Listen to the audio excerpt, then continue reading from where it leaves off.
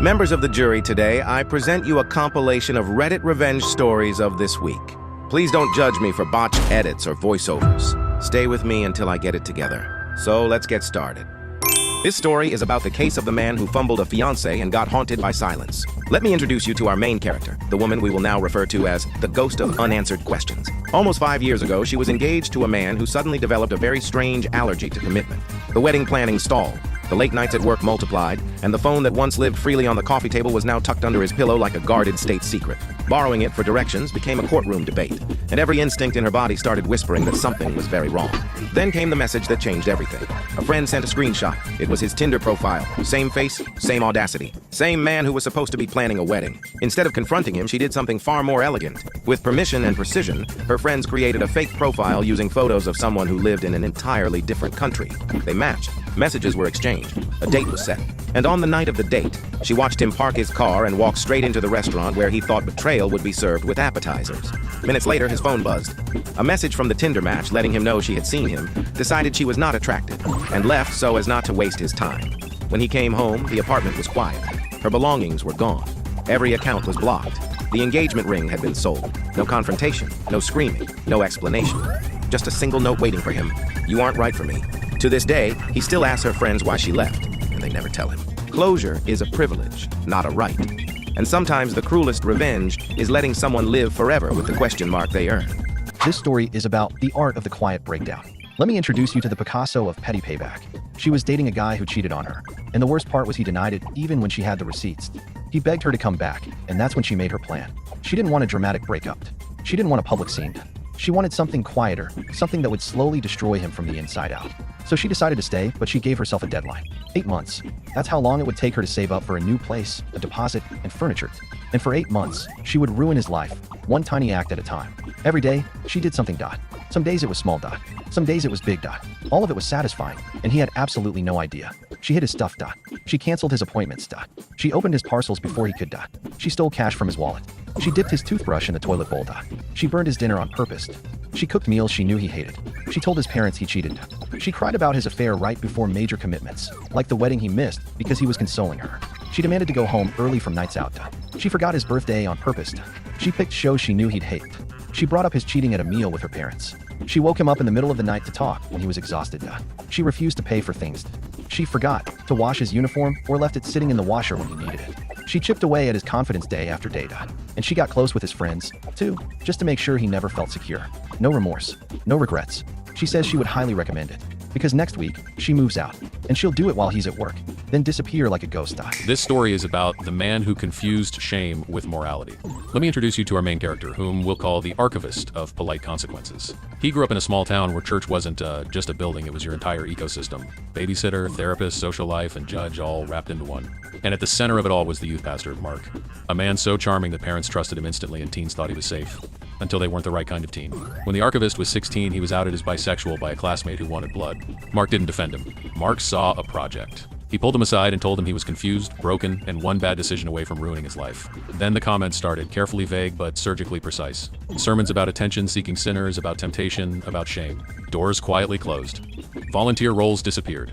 Rides to retreats stopped coming. No explosions, just slow social suffocation. The archivist left for college and swore he would never return. Until years later, when he came home to visit his mother and learned Mark was running for city council, smiling from yard signs, preaching about protecting children and defending family values. The same language, the same script, just a bigger stage. So the archivist started digging. Calmly, legally, patiently, old newsletters, public records, and then the missing month resurfaced, the one Mark had vanished 4 years ago under the euphemism of rest and renewal. Quiet conversations confirmed it. Messages to a teenage girl, alarms raised, a resignation carefully buried. No charges, no closure, just silence and rebranding. And this is where the revenge begins. The archivist did not shout. He did not post threads. He wrote a boring, responsible letter to the local paper, asking why voters weren't told about Mark's resignation from youth ministry. Then he attended a public Q&A, sat in the back, and asked one polite question about accountability and why Mark stepped down in 2009. Mark froze. He spoke about forgiveness, about growth, about the past. He did not answer. 2 weeks later, the campaign cracked. The paper printed the facts. Supporters cried persecution. Mark admitted to mistakes without naming them. And then he lost. Not dramatically, not explosively, just enough. And for the first time since he was 16, the archivist could breathe. This story is about the case of the leash law hypocrite. Let me introduce you to our main character, known today as the Velociraptor Whisperer, a quiet large dog owner armed with patience, trauma, and two one-year-old German shepherds who still thought the world was a chew toy. Every morning, she did everything right. She took her dogs out early, chose an empty college field far from people, kept their harnesses on, and let them burn off energy in peace. Responsible, mindful, unproblematic. Until one morning, peace came with the pug. At first, it was fine. She saw the woman approaching with a small dog, so she calmly called her shepherds over, leashed them up, and moved farther away. But instead of walking past like a normal human being, the woman locked in and walked straight toward them, pug barking like it was auditioning for a horror movie. The Velociraptor Whisperer politely asked her to stop approaching, explaining that her dogs were nervous because they had been attacked before. That was the moment the woman chose chaos. She said with her whole chest that if those dangerous breeds could run free, then surely her pug should too. In an empty field, with no one else around, while actively approaching the situation she was pretending to be scared of. Overwhelmed, embarrassed, and shaking, our protagonist did the mature thing. She left. She put her dogs in the car, cried, and accepted that once again, being responsible somehow meant being punished. And then she looked up. That same woman had unleashed her dog. Something snapped. Enter the hound of petty justice. Our protagonist stepped out of the car, marched toward the field, and without a single plan, bent down and began barking like a feral woodland creature. The pug screamed. The woman screamed. Gravity screamed when the pug ran between her legs and sent her flipping onto her back like a stranded turtle. Justice was swift. Justice was loud. Justice required zero physical contact. She ran back to her car, drove off to get pup cups, and felt lighter than she had in years. If you go looking for a dangerous dog, don't be surprised when one barks back, in human form. Let me introduce you to our main character. We'll call her the patron saint of being done.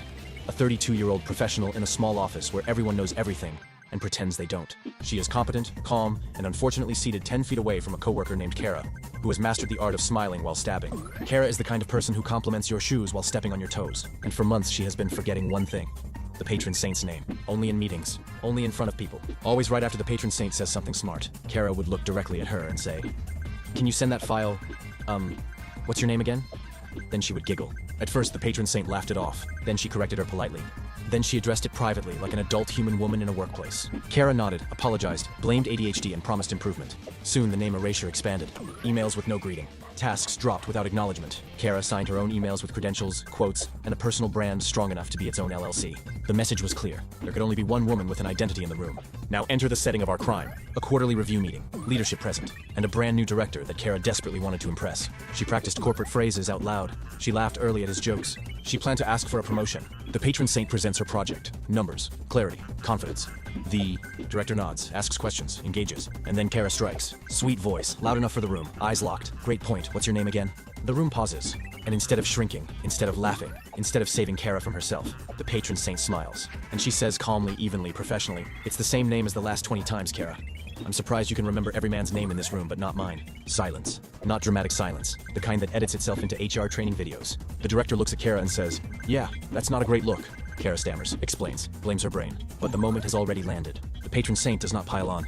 She simply continues the meeting like respect is non-negotiable. Afterward, Kara accuses her of embarrassment, and the patron saint replies softly, "Good, now stop." Kara never forgets her name again. Not once. She also stops being friendly, which turns out to be the real promotion. This story is about the salmon that signed a lifetime contract. Let me introduce you to our protagonist, a quiet office worker known only as the Archivist of Audits and Afterlife Petty. They worked in a tiny office with 14 people, one microwave, a windowless break room, and a ventilation system that gave up sometime during the Obama administration. It was already a fragile ecosystem, and then March 2021 happened. A co-worker named Linda brought in leftover salmon, not a polite portion, a full container, cream sauce included. She put it in the microwave. Calmly typed in for minutes, zero hesitation, and pressed start like she was activating a launch code. No warning, no fear, no remorse. The smell did not leave. It stayed for 3 days. Clients walked in and asked if something had died. Jackets absorbed the scent like trauma. A turkey sandwich in the fridge became collateral damage and tasted like betrayal. The office was united in suffering. HR sent out a company-wide email asking everyone to be mindful of aromatic foods. Linda replied all with, "Sorry if anyone was bothered," and added a smiley face. That night, Op went home and signed Linda's work email up for the Church of Scientology mailing list, just to feel something. They thought it would end there, but then Linda started complaining.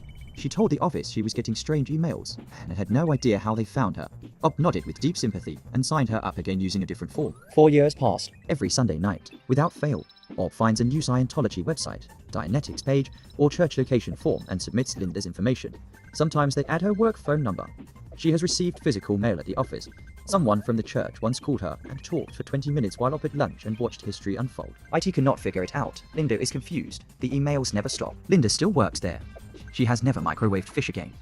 But this was never about the fish. This is about commitment. Op says that when they die, their ghost will still be signing Linda up for immediate demonstrations. Some people forgive, some people forget, and some people play the long game with a calendar reminder and eternal spite. Let me introduce you to OP, also known as the maestro of measured payback, a woman who does not raise her voice, but absolutely raises a complaint.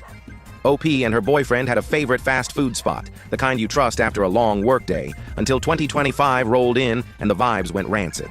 Orders were rushed, extra items mysteriously appeared on receipts, and every bad experience seemed to orbit the same employee. One night, they gave the place one last chance. A family meal, 2 drinks, and nuggets. At the window, the employee ran the boyfriend's card, closed the window, and then began loudly complaining in Spanish about how the card had no money, how the customer was wasting her time, and how unbelievable it was that someone would order food without funds. Loud enough for OP to hear. Loud enough to sting. OP understands Spanish. The card declined again, the accusations got louder, and the tone turned public and personal. OP calmly stepped in, paid with her own card, and left. At home, OP checked the bag and the statement. Cookies were charged, cookies that never existed. So OP did what chaos fears most, she called corporate. Within minutes, the manager called back and accidentally revealed the plot twist. Someone else had complained about the same employee 10 days earlier. The manager sighed, confirmed there were ongoing issues, and issued a refund with a bonus. Because sometimes the system actually works. The next day, OP returned for the refund and the cookies. When OP mentioned the employee's name, the new worker visibly winced. That silence said everything. There is no proper outro because I didn't make one. Stay tuned for next week's Ada Reddit Stories compilation. Thank you for your service as a juror. The court is adjourned.